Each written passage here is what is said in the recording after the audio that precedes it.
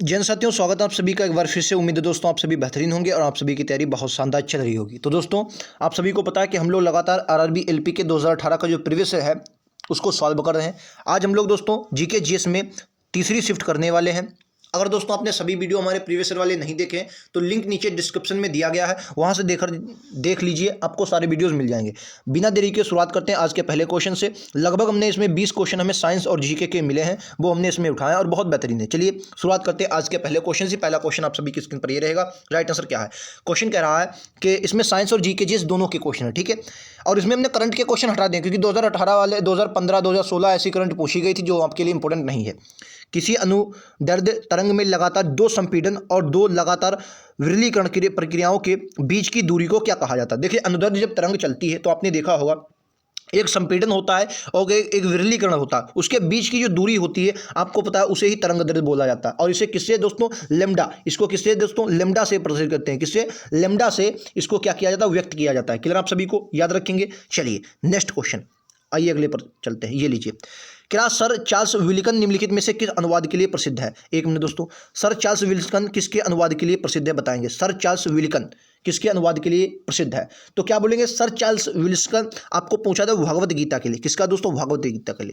Sir Charles Wilkin जो है वो भगवत गीता के लिए प्रसिद्ध है। इसने अंग्रेजी में इसका क्या किया था? अनुवाद किया था। नेक्स्ट क्वेश्चन ये लीजिए आपका स्क्रीन पर।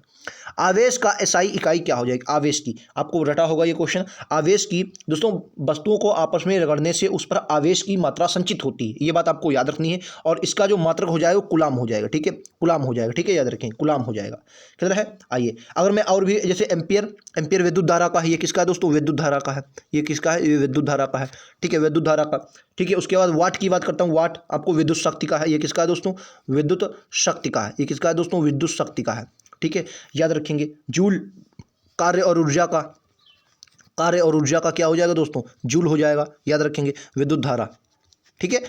आइए नेक्स्ट पर चलते हैं। ये लीजिए, महिलाओं में यौवन की शुरुआत किससे होती है? बोलेंगे महिलाएं जो होती हैं उनमें यौवन की शुरुआत किससे होती है? ठीक है, तो महिलाओं में यौवन की शुरुआत रजोदर्शन से होती है। किससे दोस्तों? रजोदर्शन से होती है, ठीक है। जब कोई लड़की लगभग 12 से 14 के आसपास, 12 से 14 वर्ष की हो जाती है तो उसका मासिक धर्म आना शुरू हो जाता है, या शुरू ही लड़की की युवावस्था में आरंभ होना माना जाता है। राइट आंसर विकल्प उत्तर डी होगा, रजोदर्शन बोलते हैं। नेक्स्ट क्वेश्चन आपकी स्क्रीन पर ये रहा।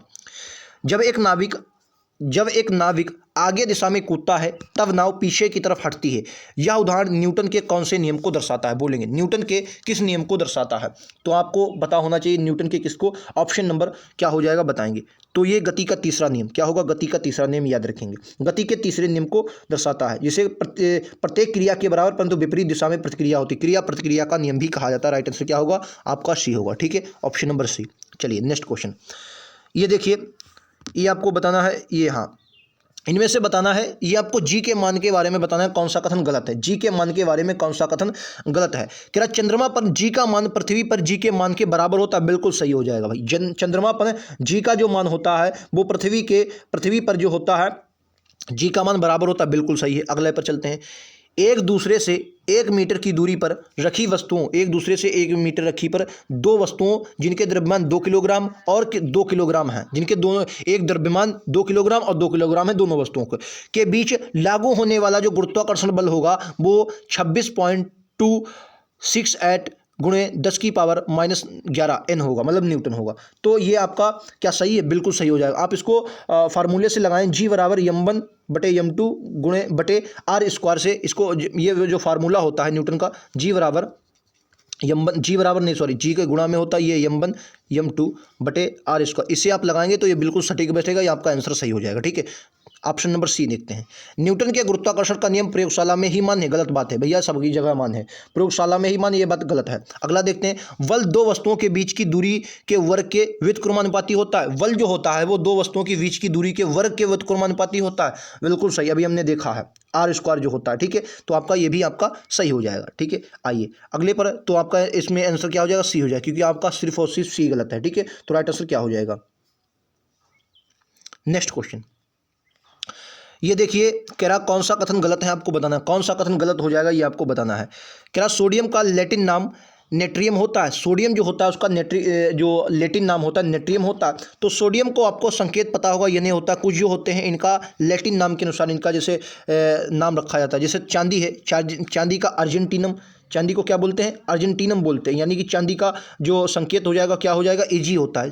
क्या होता है, एजी। तो ये आपके दोनों सही है, ये क्या है, दोनों सही है, आपके कथन ए और बी दोनों सही है। जैसे मैं कुछ और भी आपको बताना चाहता हूँ, बता दूँ, जैसे आपने तांबा पढ़ा होगा, तांबा का जो लैटिन नाम होता है क्यूप्रस होता है, तो इसलिए इसको CuU से प्रदर्शित। पोटेशियम आपने पढ़ा होगा दोस्तों, पोटेशियम क्या होता है दोस्तों, पोटेशियम का जो नाम होता है वो कैल्शियम होता है। इसका क्या होता है दोस्तों, कैल्शियम। रासायनिक जो लैटिन नाम होता है दोस्तों कैल्शियम होता है। लोहे की बात करता हूँ, लोहा आपने पढ़ा होगा, लोहा का जो लैटिन नाम होता है वो क्या होता है दोस्तों, आप कहेंगे जो लोहा का लैटिन नाम होता है वो फेरम होता है, इसलिए को यफी से प्रदर्शित करते हैं, ठीक है। अच्छा, सोना को औरम कहा जाता है, सोना जो दोस्तों होता है उसको क्या कहते हैं, औरम कहते हैं। गोल्ड जो होता है सोना को औरम कहते हैं, इसलिए उसे क्या होता है, AU होता है। ये उनके कुछ लैटिन नाम है, याद रखेंगे। नेक्स्ट क्वेश्चन पर चलते हैं, ये लीजिए आपका अगला क्वेश्चन, बताइए इस क्वेश्चन का राइट आंसर क्या होगा आपको बताना है, ठीक है।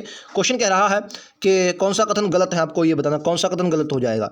H2SO4 का प्रयोग पोटेशियम के निष्करण में सल्फर और अन्य यौगिक को हटाने के लिए किया जाता है, गलत बात है, ये आपका गलत है।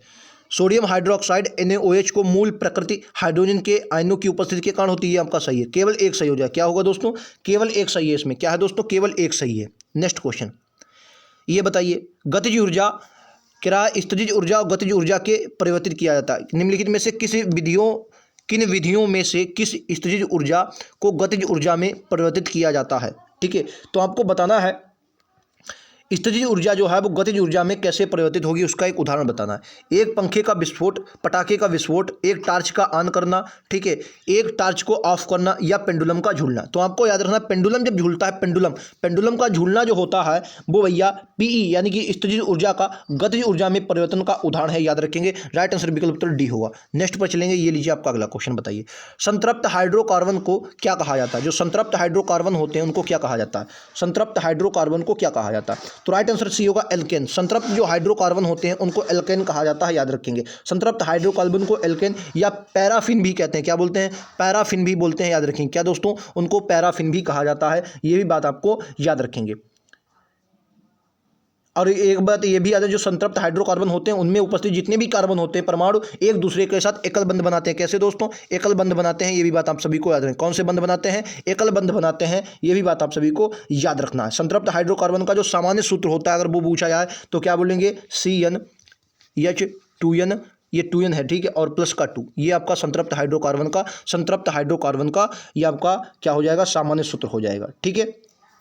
अगर उदाहरण की बात करता हूँ, इसके उदाहरण कौन कौन से हो जाएंगे, मीथेन हो गया, एथेन हो गया, प्रोपेन हो गया, ब्यूटेन हो गया, याद रखेंगे। नेक्स्ट क्वेश्चन, दक्षिण अमेरिका महाद्वीप के दक्षिणी छोर का नाम क्या है। इस जगह पर प्रशांत और अटलांटिक महासागर आपस में मिलते हैं। दक्षिण अमेरिका की बात की जा रही है, ठीक है, दक्षिण अमेरिका की बात की जा रही है, तो याद रखेंगे केप हॉर्न, क्या बोलते हैं, केप हॉर्न बोलते हैं, ठीक है, क्या बोलते हैं, केप हॉर्न। दक्षिण अमेरिका महाद्वीप दक्षिणी छोर का नाम क्या है, केप हॉर्न हो जाएगा। और यहाँ पर क्या मिलते हैं, प्रशांत महासागर और अटलांटिक महासागर दोनों मिलते हैं। अगर केप ऑफ गुड होप बोला जाता है, इसे उत्तर अंत ये अफ्रीका के सुदूर दक्षिणी पुंत है। केप ऑफ गुड होप क्या है, ये अफ्रीका में पाया जाता है, अफ्रीका महाद्वीप का आप देखेंगे दक्षिण अफ्रीका वाले क्षेत्र में पाया जाता है, ठीक है, अफ्रीका महाद्वीप में पाया जाता है, ठीक है, केप ऑफ गुड होप। इसे क्या बोलते हैं, इसका एक उत्तरमासा अंतरिक्ष भी इसका एक अन्य नाम है, ये भी बात आप सभी को याद रखनी है, ठीक है। नेक्स्ट क्वेश्चन आप सभी का ये रहा, बताएंगे देश नग्नजीवी होते हैं, कौन जो होते हैं वो नग्नजीवी होते हैं, बताएंगे क्या बोलते हैं। अच्छा, जो नग्नजीवी इनको आपको अनावृतबीजी भी बोलते हैं, क्या बोलते हैं इनको, अनावृतबीजी भी बोला जाता है, अनावृतबीजी भी बोला जाता है। ये ऐसे पौधे होते हैं जिनमें बीज जो होते हैं वो क्या होते हैं, नग्न होते हैं। इनमें जो बीज होते हैं वो कैसे होते हैं, नग्न बीज होते हैं, नग्न, याद रखेंगे। बीज कैसे होते हैं, नग्न होते हैं, याद, ठीक है। मतलब कहने का मतलब यह था बीजांड जो होते हैं उनमें विकसित किसी चीज खोल या फल में बंद नहीं होते हैं, ठीक है। जो बीजांड होते हैं वो फल, जैसे फल होता है उसमें बंद नहीं होते, ये बात आती है, ठीक है। और कौन, पाइनस जो हो जाए वो नग्नबीजी होता है। क्या है दोस्तों, पाइनस जो है वो नग्नबीजी है, याद रखेंगे। नेक्स्ट पर ये लीजिए, निम्नलिखित में से कौन सी धातु मुक्त अवस्था में पाई जाती है, कौन सी धातु जो है मुक्त अवस्था में पाई जाती है, बोलेंगे कौन सी धातु मुक्त अवस्था में पाई जाती है। प्राकृतिक में सोना मुक्त अवस्थाओं में पाया जाता है, जो प्रकृति है उसमें सोना जो दोस्तों है मुक्त अवस्था में पाया जाता है, याद रखेंगे, मुक्त अवस्था में पाया जाता है। सोडियम हो गया, कैल्शियम होगा, पोटेशियम, ये मुक्त अवस्था में नहीं पाए जाते, याद रखेंगे। चाहे वो सोडियम है, चाहे वो पोटेशियम है, चाहे वो कैल्शियम है, ये मुक्त अवस्था में नहीं पाए जाते हैं, याद रखेंगे। ठीक है, आइए नेक्स्ट ये लीजिए, क्या निम्नलिखित में से कौन अधिक काम कर सकता है, कौन अधिक काम कर सकता है। देखिए साइंस के क्वेश्चन ज़्यादा है, आप सभी को पता होगा। कौन अधिक काम, एक घूमता हुआ पहिया, बंदूक की एक चलती हुई गोली, गतिशील पत्थर, एक उठाया हुआ हथौड़ा। तो ये सबसे ज़्यादा काम कौन करेगा, तो आपको याद रखना है बंदूक की चलती हुई गोली जो है सबसे ज़्यादा काम करेगी। नेक्स्ट क्वेश्चन, आधुनिक आवर्ती तालिका में कितने समूह और आवर्त मौजूद हैं, बोलें कितने समूह और आवर्त मौजूद हैं। 9 समूह, 8 आवर्त, 7 समूह, 8 आवर्त, 18 समूह, 7 आवर्त, 8 समूह, 7 आवर्त। ऑप्शन बहुत दूर दूर है, तुक्का अगर आपका होगा वो भी सही हो जाएगा। 8 समूह और 18 समूह और 7 आवर्त इसमें देखने को मिलते हैं। जो आधुनिक आवर्त सारणी है याद रखेंगे, आधुनिक आवर्त सारणी। और ये परमाणु संख्या पर अगर आधुनिक आवर्त सारणी आपसे पूछी जाती है, आधुनिक आवर्त सारणी ये किस पर है, ये परमाणु संख्या पर, किस पर दोस्तों, ये परमाणु संख्या पर है, याद रखेंगे। ये पर किस पर, परमाणु संख्या पर आधारित है। ये भी बात आप सभी को याद रखनी है, जो आपके एग्जाम में पूछ ली जा सकती है। ठीक है, नेक्स्ट क्वेश्चन ये लीजिए, प्रकाश की गति अधिकतम निम्नलिखित में से किस माध्यम में होती है। प्रकाश की गति अधिकतम निम्नलिखित में से किस माध्यम में होती है, बताएंगे। तो प्रकाश की गति सबसे ज़्यादा जो होती है वो किस माध्यम में होती है, तो राइट आंसर निर्वात में भैया प्रकाश की गति सबसे ज़्यादा होती है। प्रकाश की गति निर्वात में सबसे जो होती है, निर्वात में क्या होती है, सबसे अधिकतम होती है। और इसकी चाल अगर पूछी जाती है तो 3 × 10⁸, 3 × 10⁸। बाकी अगर कांच में देखें तो कांच में मात्र 2 × 10⁸ है। ठीक है, अगर आप इसमें क्या नाम इसका पानी की पूछ लें तो 2.25 × 10⁸। ये आपकी क्या हो जाएगी, पानी में हो जाएगी। हवा में अगर पूछ लिया जाए, हवा में तो आपको याद रखना है। ठीक है, नेक्स्ट ये लीजिए, ये बताइए निम्नलिखित में से कौन सा कथन गलत है, बताएंगे कौन सा कथन गलत है, आपको बताना है कौन सा। H2SO4 जो होता है, H2SO4 इसमें कौन सा राइट है। H2SO4 हवा में जलता है और H2O और SO2 देता है। H2SO जो हवा में जलता है तो H2O और SO2 देता है। अगला कह रहा है उष्मा की उपस्थिति में फेरस सल्फाइड का अपघटन FeO3 SO2 और SO3 देता है। इनमें से कौन सा कथन सही है या गलत है, ये दोनों सही है दोनों गलत है, बताएंगे। राइट आंसर क्या होगा, तो अगर इस क्वेश्चन का राइट आंसर आपसे पूछा जाता है तो ऑप्शन नंबर ए हो जाएगा, यानी कि आपके दोनों सही हैं। क्या है, आपके दोनों सही हैं, याद रखेंगे। अगर मैं इसका आपको देखो, अगर आप ये जुड़ेंगे तो 3 ऑक्सीजन के साथ जुड़ेंगे। अगर मैं आपको इसका फार्मूला बता दूं, देखो पहला आपने क्या देखा, H2SO आपने देखा, H2S जो है वो क्या है, आपने देखा अगर वो 3 ऑक्सीजन के अणु और ये आपके 2 ऑक्सीजन के अणु जुड़ते हैं तो ये क्या बनाते हैं, 2SO2 बनाएंगे और प्लस में क्या है 2H2O बनाएंगे, 2H2O। तो यही तो आपसे पूछा था, देख लीजिए यही आपसे पूछा था। H2O और मतलब जल और SO2 बनाते हैं, बिल्कुल है। तो आपका ये भी सही है, ये भी सही है। राइट आंसर क्या हो जाए, दोनों सही है। ठीक है, नेक्स्ट क्वेश्चन ये लीजिए, प्रसिद्ध लेखक और अग्रणी वक्ता रॉबिन शर्मा कौन से देश से संबंधित है। रॉबिन शर्मा, एक मिनट दोस्तों, रॉबिन शर्मा किस देश से संबंधित है बोलेंगे। रॉबिन शर्मा, तो रॉबिन शर्मा कनाडा से हैं। किससे दोस्तों, कनाडा से, याद रखेंगे। रॉबिन शर्मा कनाडा से हैं, याद रखेंगे। ठीक है, नेक्स्ट क्वेश्चन ये लीजिए आपका स्क्रीन पर, निम्नलिखित में से कौन सा कथन सत्य है, बताएं कौन सा कथन सत्य है, आपको बताना है कौन सा कथन सत्य है। पहला कथन क्या कह रहा है, पहला कथन कह रहा है कि टिड्डों तथा कुछ अन्य कीटों में नरों में सिर्फ 4 लिंग गुणसूत्र या सेक्स क्रोमोजोम होते हैं। बिल्कुल गलत बात है। तो भाई कितने होते हैं, टिड्डों हो या कुछ अन्य जो कीट होते हैं उनमें 4 नहीं बल्कि 1 लिंग होता है। क्या होता है, 1 लिंग गुणसूत्र होता है। कितना दोस्तों, 1 लिंग गुणसूत्र होता है, याद रखेंगे। ठीक है, पहला गलत है। दूसरा बताइए, क्या किसी नर में यक्ष गुणसूत्र, 1 यक्ष गुणसूत्र और 2 वाई गुणसूत्र होते हैं। ये भैया कब से होने लगा, 1 गुणसूत्र और 1 यक्ष और 1 वाई। ये यक्ष और वाई दोस्तों मैं छोटा बना रहा हूँ, माफी चाहेंगे, यक्ष और वाई। 1 यक्ष होता है, 1 वाई होता है, ये भी आपका गलत है। 1 यक्ष होगा और 1 वाई होगा। ठीक है, नर में। अगला चलते हैं, और मादा में दोनों वाई वाई, तो सॉरी दोनों यक्ष एक्स। मादा में दोनों कितने होते हैं, यक्ष एक्स। अगला क्वेश्चन, क्वेश्चन नंबर 3, उसने क्या पूछा था, क्वेश्चन पूछा था कौन सा क्वेश्चन सत्य है, कौन सा क्वेश्चन सत्य, ये आपको बताना। तीसरा देखिए, क्या 46 गुणसूत्र होते हैं, क्या मानव में 46 गुणसूत्र होते हैं, बिल्कुल सही है। जिनमें 42 यानी कि 21 जोड़े अलंगी गुणसूत्र होते हैं, बिल्कुल गलत बात है। अलंगी मतलब क्या होता है, अलंगी मतलब होता है दोस्तों, अलंगी मतलब होते हैं ऑटोसोम्स, ऑटोसोम्स इसे बोल सकते हैं। यानी कि ऑटोसोम्स होते हैं जो अलिंगी होते हैं, वो ऑटोसोम्स इसे बोल सकते हैं। और भैया 21 जोड़े नहीं बल्कि क्या होते हैं, 22 जोड़े होते हैं। यानी कि 22 जोड़े मतलब 22 जोड़े यानी कि 44, 22 जोड़े मतलब 44, 22 जोड़े जो होते हैं अलिंगी होते हैं। और 23वां जो गुणसूत्र होता है वो स्त्री और पुरुषों में असमान होता है। अलंगी गुणसूत्र मतलब आसोटो मतलब बराबर समान पुरुषों में होते हैं। 22 जो होते हैं, 22 जोड़ी यानी 44 समान होते हैं। और जो 23वां होता है यानी कि महिलाओं में यक्ष एक्स होता है और पुरुषों में यक्ष वाई होता है। ठीक है, तो आपका ये भी गलत हो जाएगा। चौथा देखिए राइट आंसर क्या होगा, तो चौथा अपने आप राइट होगा कि 3 गलत हो चुके हैं। फिलहाल पढ़ लेते हैं। द्विगुणी जीव जिनमें लिंग अलग अलग होते हैं कि द्विगुणी कोशिका में गुणसूत्रों में से एक विशेष जोड़ा होता है जो लिंग का निर्धारण करता है और इन्हें हम लिंग गुणसूत्र कहते हैं। बिल्कुल सही है आपका ऑप्शन नंबर डी आपका बिल्कुल सही हो जाए। क्लियर है। चलिए नेक्स्ट क्वेश्चन पर चलते हैं। ये लीजिए आपका अगला क्वेश्चन। इसमें आपको तत्व का लक्षण दिया गया है, यानी कि आवर्त में बाएं से दाएं तत्व का लक्षण क्या होगा और फिर समूह में ऊपर से नीचे तत्व का लक्षण क्या होगा। दोस्तों अगर मैं इस क्वेश्चन को आपको बताऊं तो आपको हमेशा याद रखना है, जो आवर्त, अगर मैं आवर्त में बात करता हूं, आवर्त में विशेषता की बात करता हूं, आवर्त में अगर बाएं से दाएं की बात करता हूं तो विद्युत जो होगी, विद्युत क्या होगी, जो विद्युत होती है वो विद्युत क्या होगी, विद्युत धनात्मक और पहली बात विद्युत क्या होगी दोस्तों, धनात्मक होगी। क्या होगी दोस्तों, धनात्मक होगी। ठीक है। और उसके बाद क्या होगी, धात्विक गुण जो होगा वो कम होगा। धात्विक गुण क्या होगा, कम होगा। धात्विक गुण क्या होगा, जो धात्विक गुण होता है, धात्विक गुण क्या होता है, कम होता है। धात्विक गुण क्या है, कम होता है, याद रखेंगे बाएं से दाएं में। अगर ये बात आपको याद है कि विद्युत क्या होगा, धनात्मक होगा और धात्विक गुण क्या होगा दोस्तों, कम होगा, तो आपको आंसर मिल जाएगा। देखो इसमें क्या है, विद्युत धनात्मक है सही, लेकिन धात्विक गुण बढ़ता है नहीं भाई, कम होता है।